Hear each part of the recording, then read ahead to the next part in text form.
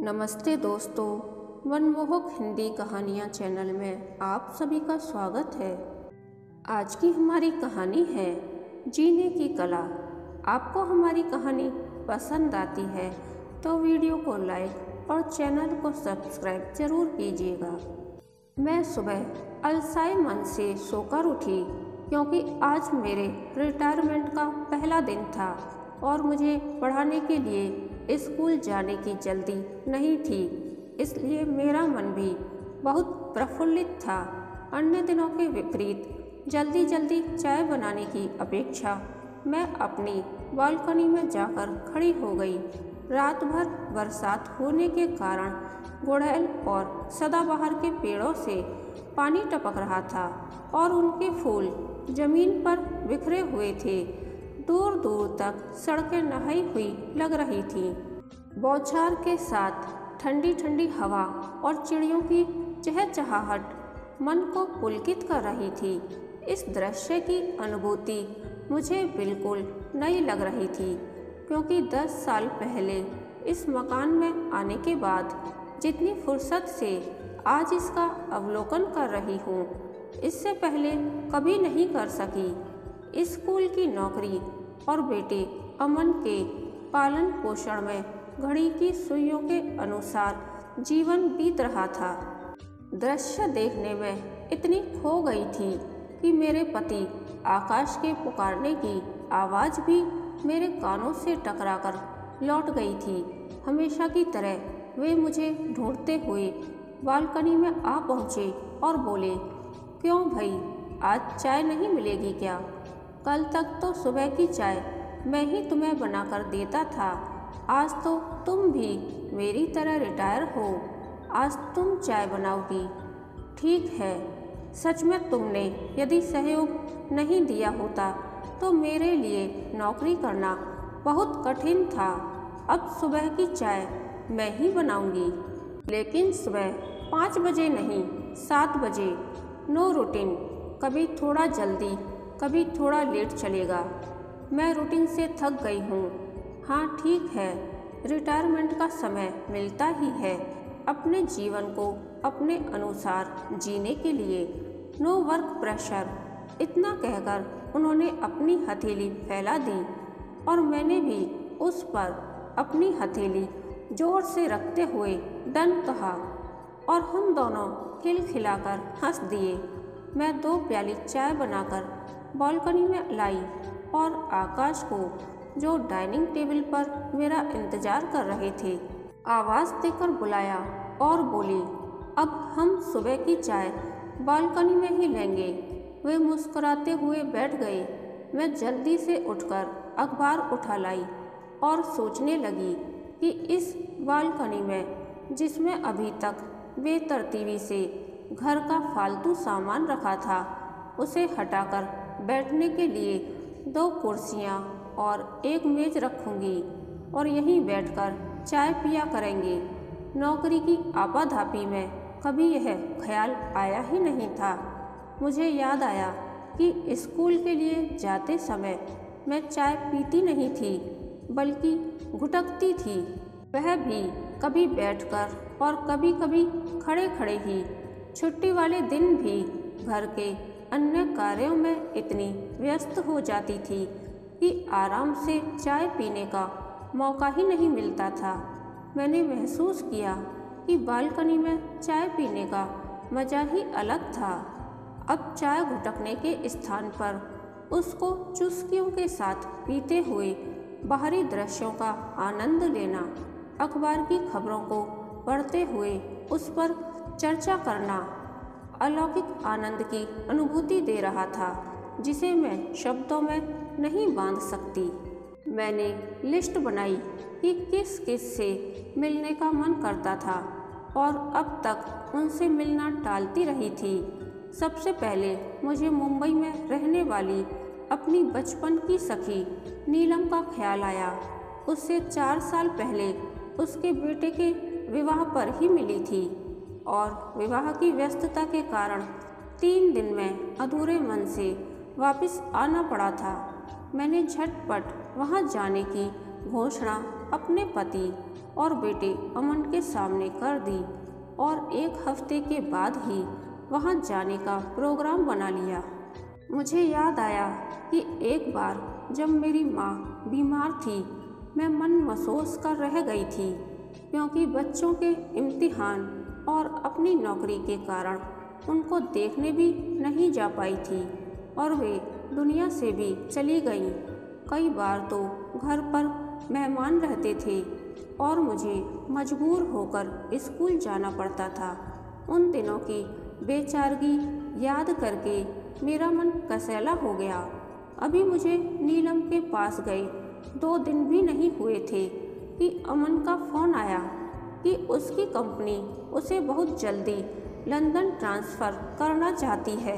मैंने प्रत्युत्तर में खुशी जाहिर की तो वह बोला, मैं जानता था कि आप सुनकर खुश होंगी, जबकि आपका और पापा का अपनी पोती और हमारे बिना रहना काफ़ी कठिन होगा और नए सिरे से अपनी ज़िंदगी आरंभ करनी होगी। लेकिन मैं आपको अधिक दिन तक अपने से दूर नहीं रहने दूंगा। जल्दी ही आप दोनों को अपने पास बुला लूँगा। पहले थोड़ा मुझे वहाँ सेटल होने दीजिए। इससे पहले कि मैं कुछ उत्तर देती, फ़ोन कट गया। नीलम के साथ 1 हफ्ता रहकर बहुत आनंद आया। हम दोनों अतीत की यादें ताज़ा करके मानो उसी युग में पहुंच गए थे। समय के बहाव ने हमारी दोस्ती पर रत्ती भर भी प्रभाव नहीं छोड़ा था। संतुष्ट मन से मैं वापस दिल्ली आ गई। अमन 1 महीने बाद ही अपने परिवार के साथ लंदन चला गया। एक बार तो उसके जाने से हमें झटका लगा कि अकेले कैसे रहेंगे, लेकिन जल्दी ही हमने अपने आप को संभाल लिया। उसके साथ रहते हुए कुछ कार्यों के लिए अपने को असमर्थ समझकर उस पर आश्रित रहते थे। उसके जाने के बाद उन्हें स्वयं करने के लिए हमारे अंदर नई ऊर्जा का संचार हुआ और हम उसे करने में सक्षम हो गए। कहते हैं ना, आवश्यकता आविष्कार की जननी है। मुझे आरंभ से ही पढ़ने में बहुत रुचि थी, जो विवाह के बाद कभी पूरी नहीं कर पाई थी। अब ऑनलाइन किताबें मंगवाकर पढ़ने में व्यस्त रहने लगी। लाइब्रेरी की मेंबरशिप ले ली। वहाँ जाने से पढ़ने का शौक़ तो पूरा होता ही था। बहुत से पढ़ने के शौकीन लोगों से वहीं जान पहचान भी हो गई और पुस्तकों के बारे में उनसे चर्चा करने में ज्ञान की वृद्धि होती थी। वहीं जान पहचान के लोगों का दायरा भी बढ़ गया था। इंटरनेट पर भी बहुत से परिचित लोगों से कनेक्टेड होने से अकेलेपन का एहसास ही जैसे समाप्त हो गया था। फिल्मों का शौक़ भी मनचाही फिल्में देखने से पूरा हो रहा था। सबसे मिलने जुलने में और फ़ोन पर लंबी बातें करने में समय कहाँ बीत रहा था पता ही नहीं चला। ऐसा लग रहा था जैसे बचपन के केयर फ्री दिन फिर लौट कर आ गए थे। किसी ने सही परिभाषा दी है कि प्रौढ़ावस्था बचपन का पर्याय होता है। अमन ने कुछ महीनों बाद ही हमारा वीज़ा प्रोसेस करना आरंभ कर दिया और जल्दी ही हमें अपने पास बुला लिया। उसकी खुशी गृहस्थी देखकर मुझे बहुत खुशी हुई। जब हमारे साथ रहता था तब मुझे अक्सर चिंता होती थी कि वह हमसे इतना अटैच्ड था कि कभी हमारे बिना रह भी पाएगा। लेकिन यह देखकर कि अकेले रहकर वह बहुत स्वावलंबी हो गया था और दैनिक क्रियाकलाप सुचारू रूप से हो रहे थे, मैंने महसूस किया कि बच्चों में अपने माता पिता से दूर रहकर ही आत्मनिर्भरता आती है। इसलिए उनसे कुछ समय के लिए दूर रहना भी आवश्यक है। हमें उनके साथ रहते हुए 6 महीने बीत गए तो मुझे इंडिया की याद आने लगी और मैंने अमन को जब अपने लौटने की इच्छा बताई तो वह बोला, मम्मा आप लोग वहाँ जाकर क्या करेंगे? दूर रहेंगे तो मुझे भी आप लोगों की चिंता रहेगी। मैंने प्रत्युत्तर में कहा, नहीं बेटा, तुम हमारी चिंता बिल्कुल नहीं करो। हमारी वहाँ की और यहाँ की जीवन शैली भिन्न होते हुए भी अपनी जगह दोनों ही बहुत महत्वपूर्ण है और मैं दोनों में से पूर्ण रूप से किसी से भी कटकर नहीं रहना चाहती। यहाँ कुछ महीनों के लिए तुम लोगों के साथ रहकर तुम्हारे जीवनचर्या के अनुसार जिम्मेदारी मुक्त होकर जीने का अलग ही आनंद है। मैं हमेशा के लिए तुम्हारे साथ रहकर तुम्हारी जिम्मेदारियों को बढ़ाना नहीं चाहती, इसलिए इंडिया में रहकर अपना जीवन अपनी दिनचर्या के अनुसार भी जीना चाहती हूँ। बेटा बुरा मत मानना। मैं यह भी चाहती हूँ कि हर लड़की की तरह उषा भी अपना घर अपनी इच्छानुसार सजाने संवारने का अपना सपना पूरा करे और तुम भी अपने परिवार की जिम्मेदारी हमारे बिना संभालते हुए अपना जीवन स्वतंत्र रूप से अपनी इच्छानुसार जियो और हमें भी जीने दो। तुम्हें जब भी हमारी ज़रूरत होगी हम तुरंत तुम्हारे पास आ जाएंगे। मैंने दृढ़ स्वर में जब अपना प्रस्ताव अमन के सामने रखा और आकाश ने भी उस पर अपनी स्वीकृति की मुहर लगा दी तो उसे मेरी बात अधूरे मन से माननी पड़ी। हम वापस इंडिया आ गए और अपने रूटीन के अनुसार तनाव रहित जीवन जीने लगे। हमें अपने स्वास्थ्य के लिए भी टहलने और व्यायाम करने का भरपूर समय मिलता था। मैं सोचती थी कि अमन लंदन चला गया तो हमें अकेले रहने का मौका मिला, लेकिन इंडिया में एक शहर में रहते हुए भी बेटा बहू से अलग रहा जाए तो क्या बुराई है, जिसके लिए समाज की प्रतिक्रिया तो नकारात्मक ही होगी। अब समय के बदलाव के अनुसार ज़रूरत है हमें हमारी सोच बदलने की, क्योंकि अब बच्चों की और प्रौढ़ लोगों की जीवन शैली में इतना अंतर आ गया है कि दोनों को ही साथ रहने में असुविधा होती है। हर उम्र में हर एक को अपने निजी जीवन को अपनी इच्छानुसार जीने के लिए स्वतंत्रता चाहिए होती है, जो साथ रहकर नहीं मिलती। इसका दूसरा सकारात्मक परिणाम यह है कि दोनों पीढ़ियों के पास दो घर हो जाते हैं और जब भी बदलाव का मन हो तो एक दूसरे के घर आ जा सकते हैं और बच्चे भी आत्मनिर्भर होकर अपनी जिम्मेदारी संभालना सीख जाते हैं।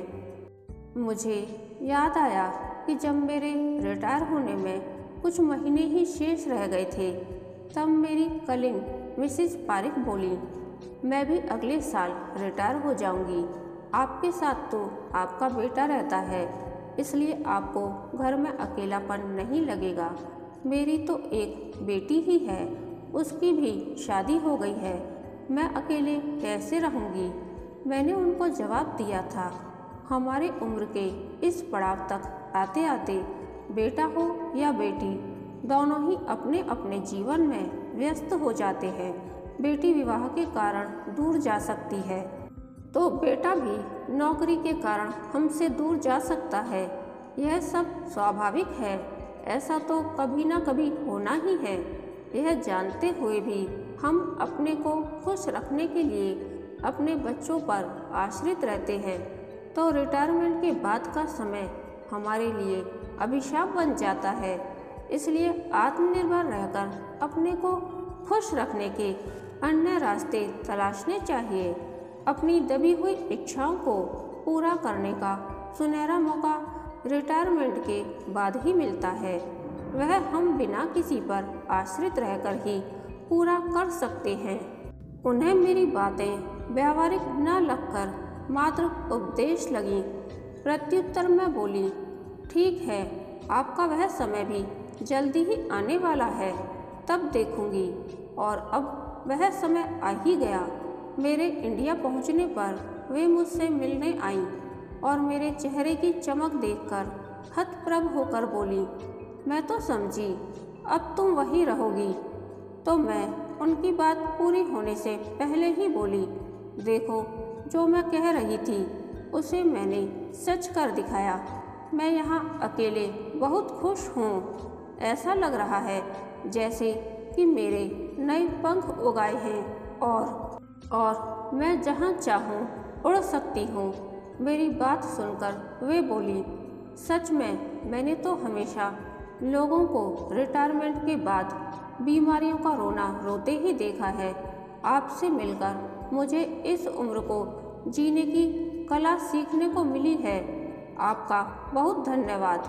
वास्तव में ऐसे लोगों का शरीर बीमार नहीं होता, उनकी सोच बीमार होती है।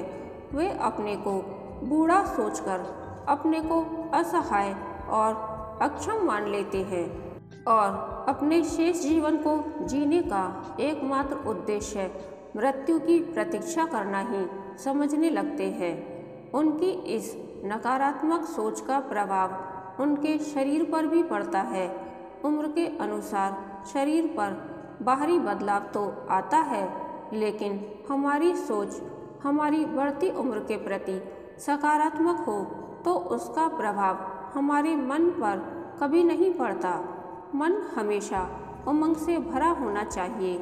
उम्र को अपने मन पर कभी हावी नहीं होने देना चाहिए। और यह कला मुझे भी अपने आप नहीं आई, मैंने भी किताबें पढ़कर सीखी है। एक किताब में मैंने पढ़ा था, जब तुम अपनी सोच को नियंत्रित कर लेते हो तो अपने मस्तिष्क में आई विचारों को भी नियंत्रित कर लेते हो, और जब तुम अपने मस्तिष्क में आए विचारों को नियंत्रित कर लेते हो तो अपने जीवन को भी नियंत्रित कर लेते हो। इस बात का प्रभाव मुझ पर जीवन पर्यंत रहा और मेरी जीवन के प्रति सोच ही सकारात्मक हो गई। मेरी बात सुनकर मिसेस पारिक के चेहरे की प्रतिक्रिया ऐसी लग रही थी जैसे कि मैंने जीवन के आखिरी पड़ाव में खुशी से जीने की कला ही उन्हें सिखा दी हो। कहानी के अंत तक बने रहने के लिए धन्यवाद। यह कहानी आपको कैसी लगी प्लीज़ कमेंट करके बताइए।